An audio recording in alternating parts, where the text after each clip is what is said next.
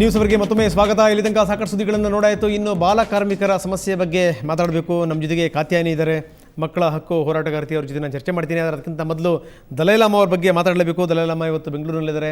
78ನೇ ವರ್ಷದ ಹುಟ್ಟುಹಬ್ಬವನ್ನು ಕೂಡ ಅವರು ಆಚರಿಸ್ಕೊಂಡ್ರು. ಇದೇ ಸಂದರ್ಭದಲ್ಲಿ ರಾಜ್ಯಸಭಾ ಸದಸ್ಯ ರಾಜೀವ್ ಚಂದ್ರಶೇಖರ್ ಅವರಿಗೆ ಶುಭ ಹಾರೈಸಿದರು.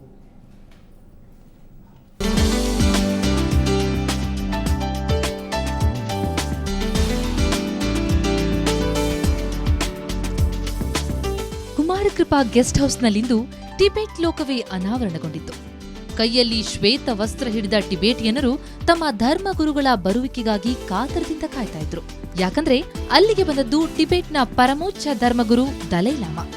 ಎಂದಿನಂತೆ ನಗುಮೊಗದಲ್ಲಿ ಬಂದ ದಲೈಲಾಮಾರನ್ನ ರಾಜ್ಯಸಭಾ ಸಂಸದ ರಾಜೀವ್ ಚಂದ್ರಶೇಖರ್ ಮೈಸೂರು ಪೇಟ ತೊಡಿಸಿ ಸನ್ಮಾನಿಸಿದ್ರು.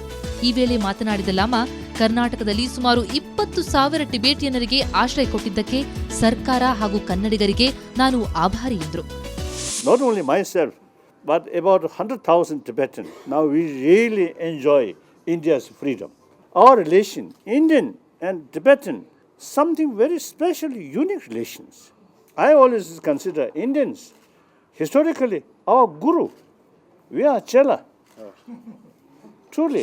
ಕಳೆದ 54 ವರ್ಷಗಳಿಂದ ಭಾರತದ ಚಪಾತಿ, ಅನ್ನ, ದಾಲ್ ತಿಂದೇ ನಾನು ಬದುಕಿರೋದು. ಇಲ್ಲಿನ ವಿಚಾರಧಾರೆಗಳಿಂದ ಪ್ರಭಾವಿತನಾಗಿದ್ದು ನಾನೂ ಭಾರತೀಯನೇ ಎಂದರು. ಅವರಿಗೆ ಟಿಬೆಟ್ ಪ್ರಧಾನಿ ಲಾಬ್ಸನ್ ಸಿಂಗ್ಗೆ ಸಾಥ್ ನೀಡಿದ್ರು. ಇಬ್ಬರೊಂದಿಗೂ ಕೆಲಕಾಲ ಮಾತುಕತೆ ನಡೆಸಿದ ಸಂಸದ ರಾಜೀವ್ ಚಂದ್ರಶೇಖರ್ ಟಿಬೆಟ್ನ ಸಮಸ್ಯೆ ಬಗೆಹರಿಸುವಂತೆ ಪ್ರಧಾನಿಗಳಿಗೆ ಪತ್ರ ಬರೆದಿರುವುದಾಗಿ ತಿಳಿಸಿದರು. Cultural history between India and Tibet is a old history, goes back to the 8th century.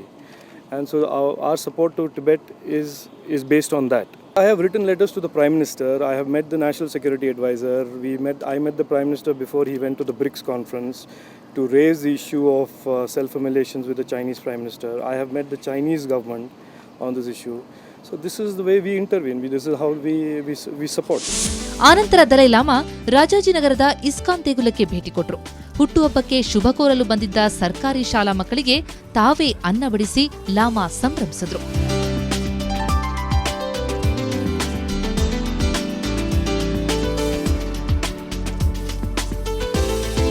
ಬಳಿಕ ಸಂಜೆ ವೇಳೆಗೆ ಮಡಿಕೇರಿಯ ಬೈಲುಕುಪ್ಪೆಗೆ ಲಾಮಾ ಆಗಮಿಸಿದ್ರು. ದಲೈಲಾಮಾರ ಹುಟ್ಟುಹಬ್ಬಕ್ಕೆ ಈಗಾಗಲೇ ಬೈಲುಕುಪ್ಪೆ ಸಿದ್ಧಗೊಂಡಿದೆ. ಇಲ್ಲಿನ ಸುವರ್ಣ ಮಂದಿರದ ಆವರಣದಲ್ಲಿ ನಾಳೆ ನಡೆಯಲಿರುವ ಅದ್ಧೂರಿ ಕಾರ್ಯಕ್ರಮಕ್ಕೆ ವೇದಿಕೆ ಸಜ್ಜಾಗಿದ್ದು, ಸಮಾರಂಭಕ್ಕೆ ಸಿಎಂ ಸಿದ್ದರಾಮಯ್ಯ, ಕೆಲ ರಾಜ್ಯಗಳ ಸಿಎಂಗಳು ಹಾಗೂ ಸಂಸದರು ಕೂಡ ಆಗಮಿಸಲಿದ್ದಾರೆ. ಒಟ್ಟಾರೆ ಹಲವು ವರ್ಷಗಳ ಬಳಿಕ ದಲೈಲಾಮಾ ರಾಜ್ಯಕ್ಕೆ ಭೇಟಿ ನೀಡಿರೋದು ಇಲ್ಲಿನ ಟಿಬೇಟಿಯನರಿಗೆ ಸಂತಸವನ್ನುಂಟು ಮಾಡಿದೆ. ಬೆಂಗಳೂರಿನಿಂದ ಪ್ರತಿಮಾ ಭಟ್ ಜೊತೆ, ಮಡಿಕೇರಿಯಿಂದ ಗಿರಿಧರ್ ಕೆಕೆ, ಸುವರ್ಣ ನ್ಯೂಸ್. 2012ಕ್ಕೆ ಕರ್ನಾಟಕ ಬಾಲಕಾರ್ಮಿಕ ಮುಕ್ತ ರಾಜ್ಯ ಆಗಬೇಕಾಗಿತ್ತು. ಅದಾಗಿದೆಯಾ ಅನ್ನುವಂಥದ್ದು. ಜೊತೆಗೆ ಮಕ್ಕಳ ಶಿಕ್ಷಣದ ಹಕ್ಕು ಬಂದಂಥ ಸಂದರ್ಭದಲ್ಲಿ ಎಲ್ಲ ಮಕ್ಕಳು ಶಾಲೆಯಲ್ಲಿರಬೇಕಾಗಿತ್ತು. ಅದಾಗಿದೆಯಾ? ಸೊ ಇವೆರಡು ವಿಚಾರಗಳನ್ನು ಎತ್ಕೊಂಡು ಸುವರ್ಣ ನ್ಯೂಸ್ನ ಕವರ್ ಸ್ಟೋರಿ ತಂಡ ಒಂದಿಷ್ಟು ಕಾರ್ಯಾಚರಣೆಗಳಿತ್ತು. ಮಕ್ಕಳುಗಳ ಸ್ಥಿತಿಗತಿಗಳು ಏನು ಅದನ್ನು ನೋಡಲಿಕ್ಕೆ ಬೆಂಗಳೂರಿನ ಬೇರೆ ಬೇರೆ ಭಾಗದಲ್ಲಿ ಸುತ್ತಾಡ್ತು. ಅದರಲ್ಲೂ ವಿಶೇಷವಾಗಿ ಗೌರಿಪಾಳ್ಯ ಸೇರಿದ ಹಾಗೆ ಬೇರೆ ಬೇರೆ ಭಾಗಗಳಲ್ಲಿ ಸುತ್ತಾಡಿದಂಥ ಸಂದರ್ಭದಲ್ಲಿ ಯಾವ ರೀತಿಯ ದೃಶ್ಯಾವಳಿಗಳು ನಮ್ಮ ಕಣ್ಣಿಗೆ ಬಿದ್ದವು ನೋಡಿ. ಮಕ್ಕಳುಗಳು ಅಂದರೆ ಬಾಲಕಾರ್ಮಿಕರು ಅತ್ಯಂತ ದೊಡ್ಡ ಸಂಖ್ಯೆಯಲ್ಲಿ ಮಕ್ಕಳುಗಳನ್ನು ಬೆಳೆಸ್ಕೊಳ್ಳಲಾಗ್ತಾ ಇದೆ. ಮಕ್ಕಳುಗಳು ದುಡಿತಾ ಇದ್ದಾರೆ. ಎಲ್ಲಿ ಆ ಬಾಲ್ಯದ ಅನುಭವ ಮಕ್ಕಳಿಗೆ ಸಿಗಬೇಕಾಗಿತ್ತೋ, ಎಲ್ಲಿ ಶಿಕ್ಷಣ ಸಿಗಬೇಕಾಗಿತ್ತೋ, ಎಲ್ಲಿ ಆಟೋಟಗಳಲ್ಲಿ ಮಕ್ಕಳುಗಳು ಪಾಲ್ಗೊಳ್ಳಬೇಕಾಗಿತ್ತೋ ಅದ್ಯಾವುದೂ ಇಲ್ಲದೇ ದುಡಿತಿರುವಂಥ ಮಕ್ಕಳಿವು. ಮುಂಜಾನೆ 8ರಿಂದ ರಾತ್ರಿ 12ರ ತನಕ ನಿರಂತರವಾದಂಥ ಕೆಲಸಗಳಲ್ಲಿ ನಿರತರಾಗಿರುವಂಥದ್ದು. ಕೆಲಸ ಅಂದರೆ ಅದೇನು ಸಾಮಾನ್ಯ ಕೆಲಸ ಅಂತಲ್ಲ. ಮಕ್ಕಳುಗಳು ಮಾಡಲಿಕ್ಕೆ ಆಗದೇ ಇರುವಂಥ ಕೆಲಸದಲ್ಲೂ ಕೂಡ ಮಕ್ಕಳುಗಳನ್ನು ಬಳಸ್ಕೊಂಡಿರುವಂಥದ್ದು. ಬನ್ನಿ ಇದ್ರ ಬಗ್ಗೆ ಮಾತಾಡೋಣ. ಕಾತ್ಯಾಯಿನಿ ಅವರು ನಮ್ಮ ಜೊತೆಗಿದ್ದಾರೆ, ಮಕ್ಕಳ ಹಕ್ಕು ಹೋರಾಟಗಾರ್ತಿ. ಕಾತ್ಯಾಯಿನಿ ಮೇಡಮ್, ಕಾರ್ಯಕ್ರಮಕ್ಕೆ ತಮಗೆ ಸ್ವಾಗತ. ಸೊ ನಾನು ಹೇಳ್ತಾ ಇದ್ದೆ 2012ಕ್ಕೆ ಬಾಲಕಾರ್ಮಿಕ ಮುಕ್ತ ರಾಜ್ಯ ಆಗಬೇಕಾಗಿತ್ತು ಅಂತ. ಆದರೆ ನೋಡ್ತಾ ಇದ್ದೀವಿ ನಾವು ಮಕ್ಕಳ ಸ್ಥಿತಿಗತಿಗಳನ್ನು. ನೋಡಿ, ದುಡಿಸ್ಕೊಳ್ಳೋರು ಆಗಲಿ, ನಮ್ಮ ಸಮಾಜ ಆಗಲಿ, ಮಕ್ಕಳು ದುಡಿತಾ ಇದ್ದರೆ ಅದನ್ನು ನೋಡಿ ನಮಗೆ ಏನೋ ಒಂಥರ ಹೇಸಿಗೆ ಅಂತ ಅನಿಸ್ತಾ ಇಲ್ಲ, ನಾಚಿಕೆ ಆಗ್ತಾ ಇಲ್ಲ ನಮ್ಮ ಸಮಾಜಕ್ಕೆ. ಅದೇ ಒಂದು ದುರಂತ. ಇಲ್ಲದೆ ಹೋದರೆ ಇಷ್ಟು ವರ್ಷದೊಳಗೆ ನಮಗೆ ಆ ಒಂದು ನಾಚಿಕೆ ಅನ್ನೋದು ಇದ್ದಿದ್ದರೆ ಮಕ್ಕಳ ಕೈಲಿ ನಾವು ನೀರು ತರಿಸ್ಕೊಳ್ಳೋದು, ಕಾಫಿ ತರಿಸ್ಕೊಳ್ಳೋದು, ಅದನ್ನು ನಾವು ಅಸಹ್ಯ ಆಗಬೇಕಾಗಿತ್ತು ನಮಗೆ ಅದು. ಆದರೆ ಯಾರಿಗೂ ಅದು ಅಸಹ್ಯ ಆಗ್ತಾ ಇಲ್ಲ. ಮನೆಗಳಲ್ಲಿ ಕೂಡ ಕೆಲಸಕ್ಕೆ ಇಟ್ಕೊಳ್ಳೋದು ನಾವು ಅದನ್ನು ಮಾಡ್ತಾ ಇದ್ದೀವಿ. ನೀರು ಕಾಫಿಗಿಂತ ಮುಂದಕ್ಕೆ ಹೋಗಿ ಮಕ್ಕಳುಗಳನ್ನ ಹಗಲು ರಾತ್ರಿ ದುಡಿಸ್ಕೊಳ್ಳುವಂಥ ಪ್ರಯತ್ನಗಳಾಗ್ತಾ ಇವೆ ಅಂತ ನೋಡ್ತಾ ಇದೀವಿ. ಮಕ್ಕಳುಗಳು ಈ ಯಾವ್ಯಾವ ರೀತಿ ಕೆಲಸ ಕಾರ್ಯಗಳಲ್ಲಿ ನಿರತರಾಗಿದ್ದಾರೆ ಅಂತ, ದೊಡ್ಡವ್ರು ಮಾಡುವಂಥ ಕೆಲಸವನ್ನು ಮಕ್ಕಳುಗಳು ಮಾಡ್ತಾ ಇದ್ದಾರೆ. ಕಾಯ್ದೆ 1986 ಬಂದಿದೆ, child labour prohibition and regulation act ಅಂತ. ಯಾರು ಗಣನೆ ತಗೊಂಡಿಲ್ಲ ಅಂತ ಅದನ್ನ. 25 ವರ್ಷ ಆದರೂ ಕೂಡ ಅದರಿಂದ ಯಾವುದೇ ಒಂದು ಫಲ ಸಿಕ್ಕಿಲ್ಲ ಅಂತ ಗೋಚರ ಆಗ್ತಾ ಇದೆ. ಜೊತೆಗೆ ಆ ಕಾಯ್ದೆನಲ್ಲೇ ಸಾಕಷ್ಟು ಲೂಪ್ ಹೋಲ್ಸ್ ಇದೆ, ಲ್ಯಾಕ್ಯುನೆ ಇದೆ. ಯಾಕೆಂದರೆ ಬರೀ ಅಪಾಯಕಾರಿ ಕೆಲಸಗಳಲ್ಲಿ ಮಕ್ಕಳು ಕೆಲಸ ಮಾಡಬಾರ್ದು, ಬೇರೆ ಅಪಾಯಕಾರಿ ಅಲ್ಲದ ಕೆಲಸಗಳಲ್ಲಿ ಮಕ್ಕಳು ದುಡಿಬಹುದು ಅನ್ನೋದು ಅದೇ ಮೊದಲನೇ ದುರಂತ.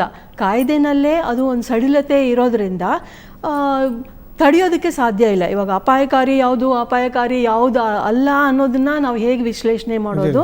ಆ್ಯಕ್ಚುಲಿ ಯಾವುದೇ ಮಗು ಶಾಲೆಗೆ ಹೋಗದೆ ಹೋದರೆ, ಶಾಲೆ ಬಿಟ್ಟಿರುವಂಥ ಮಗು ಅದ್ರ ಜೀವನ ಅಪಾಯಕಾರಿ ಅಂತಲೇ ನಾವು ಪರಿಗಣಿಸಬೇಕು. ಪ್ರತಿಯೊಂದು ಕೆಲಸನೂ ಯಾವಾಗ ಅದ್ರದ್ದು ವಿದ್ಯಾಭ್ಯಾಸದಿಂದ ಅದು ಮಗು ವಂಚಿತ ಆಗುತ್ತೆ, ಅದು ಅಪಾಯಕಾರಿ ಆ ಮಗುವಿನ ಜೀವನಕ್ಕೆ ಅಂತಲೇ ನಾವು ಪರಿಗಣಿಸಿದ್ದಿದ್ರೆ ಈ ಕಾಯ್ದೆನಲ್ಲಿ ಈ ಸಡಿಲತೆ ಇರ್ತಾ ಇರಲಿಲ್ಲ.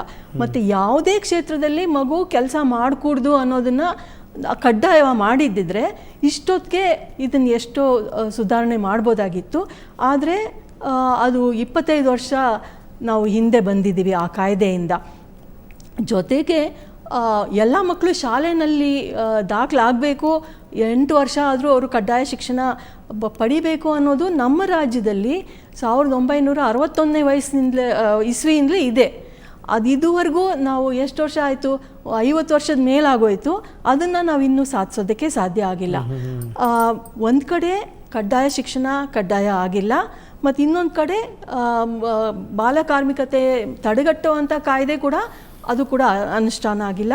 ಅದಕ್ಕೆ ನಮ್ಮ ಮಕ್ಕಳು ಈ ಸ್ಥಿತಿನಲ್ಲಿದ್ದಾರೆ. ಅಲ್ಲ, ಹೇಗೆ ಈಗ ಬದಲಾವಣೆ ಹೇಗೆ ಮೇಡಮ್? ಬರೀ ಏನು ಅಂತಂದರೆ ಈಗ ಮಕ್ಕಳ ವಿಚಾರದಲ್ಲಿ, ಮಕ್ಕಳ ಹಕ್ಕಿನ ವಿಚಾರದಲ್ಲಿ ಬರೀ ಅಧಿಕಾರಿಗಳು, ರಾಜಕಾರಣಿಗಳು ಭಾಷಣ ಹೊಡಿತಾರೆ ಅಷ್ಟನ್ನೇ, ಬದಲಾವಣೆಗಳು ತರ್ತಾ ಇಲ್ಲ. ಸೊ ಇಂಥ ಸಂದರ್ಭದಲ್ಲಿ ಹೇಗೆ ಇದ್ರ ಬಗ್ಗೆ ಒಂದು ಜಾಗೃತಿ ಮೂಡೋದು ಹೇಗೆ ಅಂತ? ಈ ಕಾಯ್ದೆಗಳೇ ನೆಟ್ಟಿಗಿದ್ದಿದ್ರೆ ಜಾಗೃತಿ ಬರ್ತಾ ಇತ್ತು, ಒಂದು ಪ್ರೆಷರ್ ಬಿಲ್ಡಪ್ ಆಗ್ತಾ ಇತ್ತು ಸಮಾಜದ ಮೇಲೆ. ಇದು ಮಕ್ಕಳಿಗೆ ನಾವು ಕೊಡಬೇಕಾದಂಥ ಜೀವನ, ಅದು ಒಂದು ಡಿಸೈರಬಲ್ ಗೋಲ್ ಆಗ್ತಾ ಇತ್ತು ಸಮಾಜಕ್ಕೆ. ಬಟ್ ಕಾಯ್ದೆನಲ್ಲೇ ತುಂಬ ತೊಡಕಿದೆ. ಇವಾಗ ರೈಟ್ ಟು ಎಜುಕೇಷನ್ ಆ್ಯಕ್ಟ್, ಮೂಲಭೂತ ಹಕ್ಕಾಗಿ ಶಿಕ್ಷಣ ಏನು ಇಡೀ ರಾಷ್ಟ್ರಕ್ಕೆ ತಂದಿದ್ದಾರೆ, 2012 ಅದು ಪೂರ್ತಿ ಅನುಷ್ಠಾನ ಆಗಬೇಕಾಗಿತ್ತು. ಎಲ್ಲ ಮಕ್ಕಳು 6ರಿಂದ 14 ವಯಸ್ಸಿನ ಮಕ್ಕಳು ಶಾಲೆಗಳಲ್ಲಿ ಇರಬೇಕಾಗಿತ್ತು. ಅದು ಕೂಡ ನಾವು ಇವಾಗ ಸಾಧಿಸೋಕ್ಕಾಗಿಲ್ಲ. ಯಾಕೆ ಅಂದರೆ ಆ ಕಾಯ್ದೆನಲ್ಲಿ ಇವಾಗ ಎಷ್ಟೋ ವಿಶ್ಲೇಷಣೆ ಅಧ್ಯಯನಗಳು ಹೇಳಿದೆ, ಮಕ್ಕಳು ಯಾಕೆ ಶಾಲೆಯಿಂದ ಹೊರಗಿರ್ತಾರೆ ಅಂತಂದರೆ ಅವ್ರಿಗೆ ಆರ್ಥಿಕ ಒಂದು ಪರಿಸ್ಥಿತಿ, ಅವರ ತಂದೆ ತಾಯಿಯ ಆರ್ಥಿಕ ಪರಿಸ್ಥಿತಿಯಿಂದಲೇ ಮಕ್ಕಳು ಹೊರಗಿದ್ದಾರೆ ಅಂತ. ಆದರೆ ಕಡ್ಡಾಯ ಶಿಕ್ಷಣದ ಕಾಯ್ದೆನಲ್ಲಿ ಈ ಆರ್ಥಿಕ ದುಸ್ಥಿತಿ, ತಂದೆ ತಾಯಂದ್ರದ್ದು ದುಸ್ಥಿತಿಗೆ ಏನು ನಿವಾರಣೆ ಅವರು ಒದಗಿಸಿಲ್ಲ. ಯಾಕೆಂದ್ರೆ ಅಲ್ಲೇನೇ ಹೇಳ್ತಾರೆ, ಮೂಲ ಸಮಸ್ಯೆಯನ್ನು ಬಗೆಹರಿಸ್ತಾನೆ ಬರೀ ಈ ರೀತಿ ಘೋಷಣೆಗಳು. ಅಂದ್ರೆ ನಾವು ಅವರೆಲ್ಲರೂ ಬಡವರಿದ್ದಾರೆ, ಬಡತನ ನಿರ್ಮೂಲನೆ ಆಗೋವರೆಗೂ ನಾವು ಮಕ್ಕಳನ್ನ ಕಳ್ಸೋಕ್ಕಾಗಲ್ಲ, ಅವ್ರ ದುಡಿಮೆಗೆ ಹೋಗ್ಲಿ ಅಂತ ನಾವು ಅದನ್ನ ಅಕ್ಸೆಪ್ಟ್ ಮಾಡ್ಕೊಳ್ಳೋದಕ್ಕೆ ಆಗೋದಿಲ್ಲ.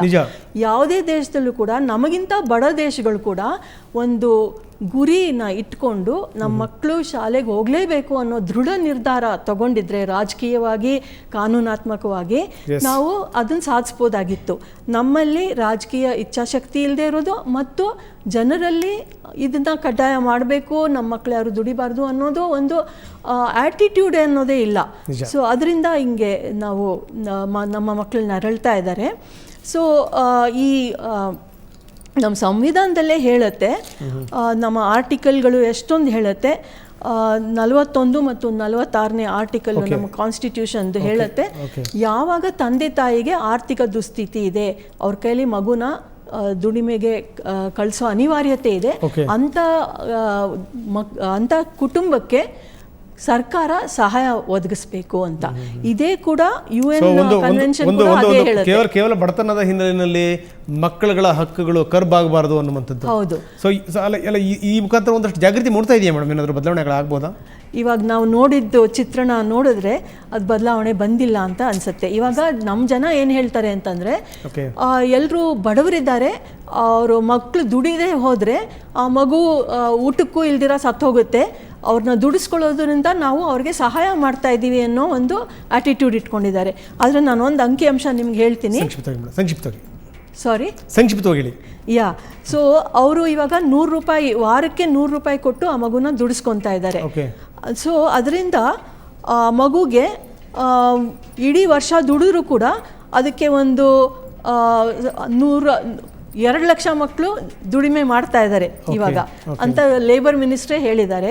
ಸೊ 2 ಲಕ್ಷ ಮಕ್ಕಳು 100 ರೂಪಾಯಿ ದುಡಿತಾ ಇದ್ರೆ ವಾರಕ್ಕೆ, ಅವರು ವರ್ಷದಲ್ಲಿ ಒಂದು 100 ಕೋಟಿ ರೂಪಾಯಿ ದುಡಿತಾರೆ.